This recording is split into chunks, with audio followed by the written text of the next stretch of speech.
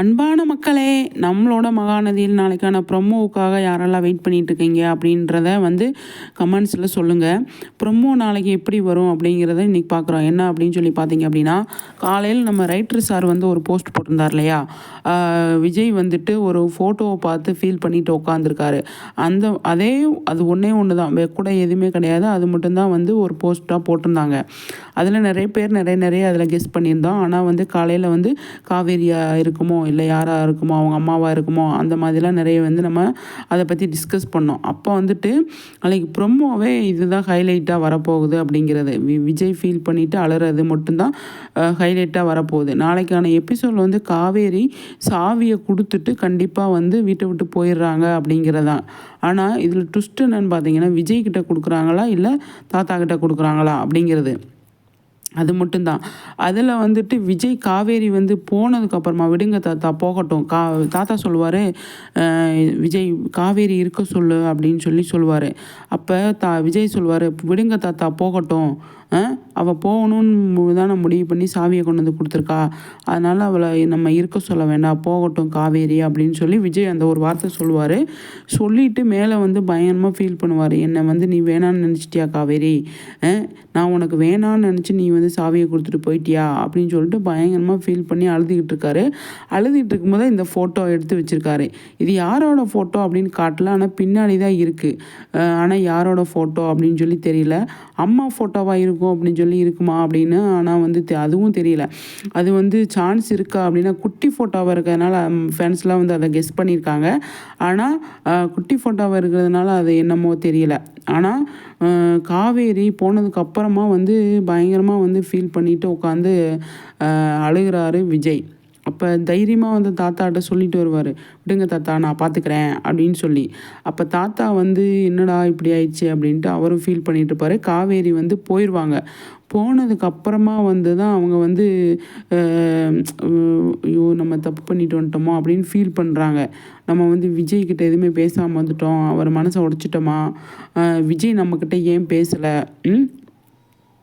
விஜய் நம்மளை காவேரின்னு ஒரு வார்த்தை கூட கூப்பிடலையே, அப்போ நம்ம வேணாமா அப்படின்ட்டு காவேரி பயங்கரமாக குழப்பத்தில் இருக்காங்க.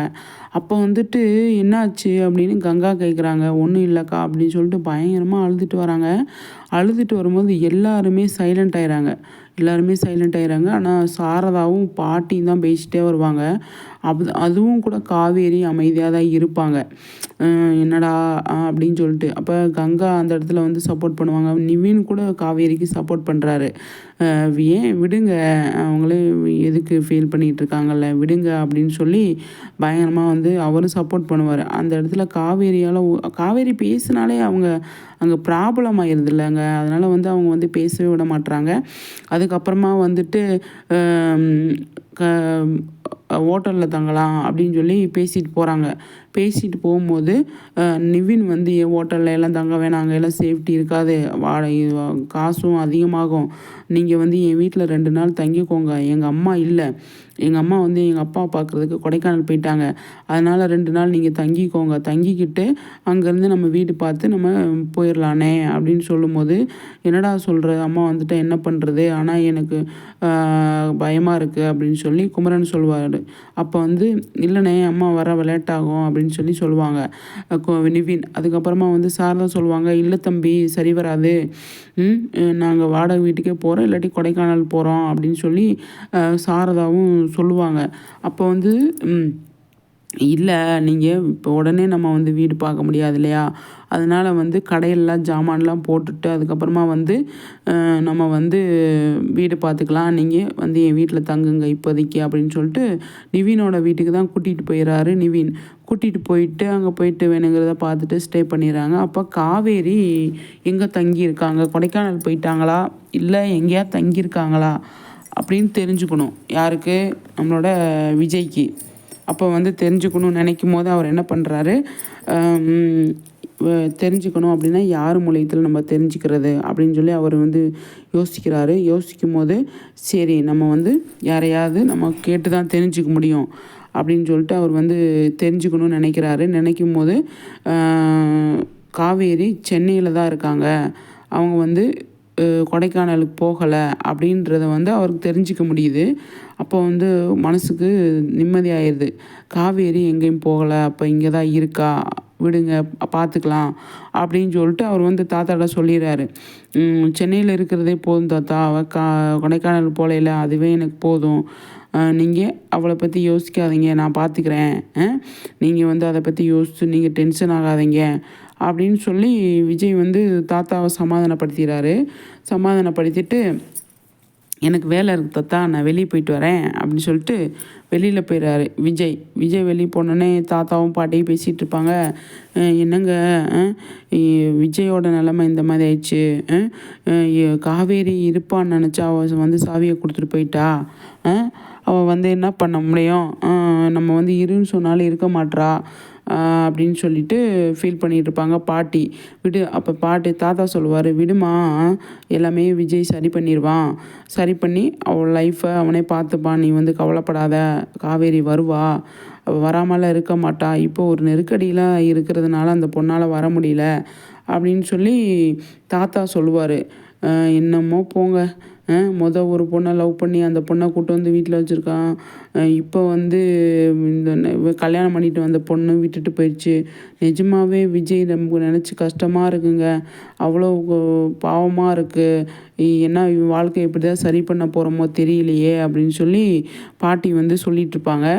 அப்போ வந்து அந்த ராகினி இருக்காங்கள, அவங்க வந்து சொல்லுவாங்க, நான் தான் ஆல்ரெடி சொன்னேனே அந்த ஃபேமிலி மோசமான ஃபேமிலி அப்படின்னு சொல்லி, என் பேச்சை யாராவது கேட்டிங்களா, நாங்களாம் இப்போ நேற்று பார்க்குறோம், அவங்கள அந்த காலத்துலேருந்து பார்க்குறோம், அவங்க ஃபேமிலியே மோசமான ஃபேமிலி அப்படின்னு சொல்லி பயங்கரமாக வந்து அவங்களும் பேசிகிட்டு இருப்பாங்க.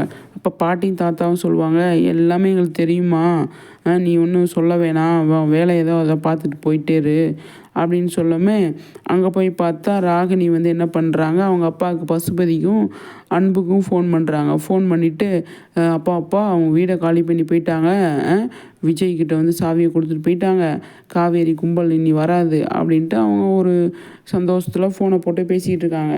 அதுக்கப்புறமா வந்து,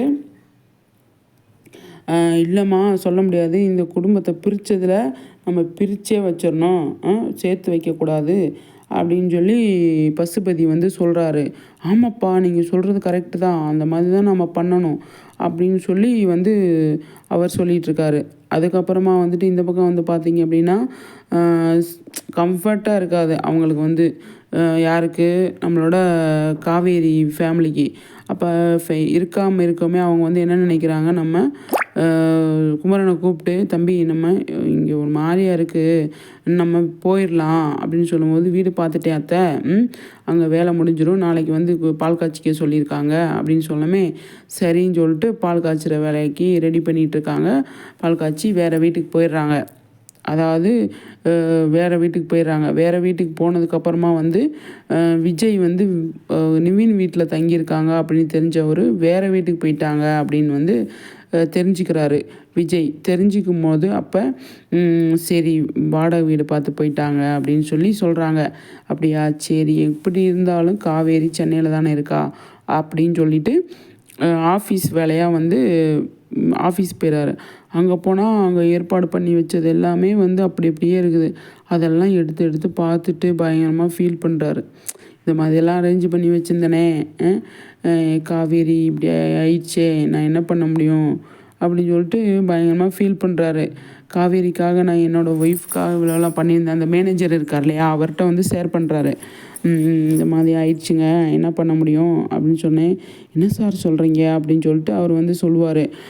ஆமாப்பா அப்படின்னு சொல்லாமே, சரிங்க சார், மேடம் வருவாங்க, நீங்கள் கவலைப்படாதீங்க, மேடம் கண்டிப்பாக உங்களை தேடி வருவாங்க அப்படின்னு சொன்னோன்னே, அப்படியா சொல்கிறீங்க, வருவாளா அப்படின்னு கேட்பார் விஜய்.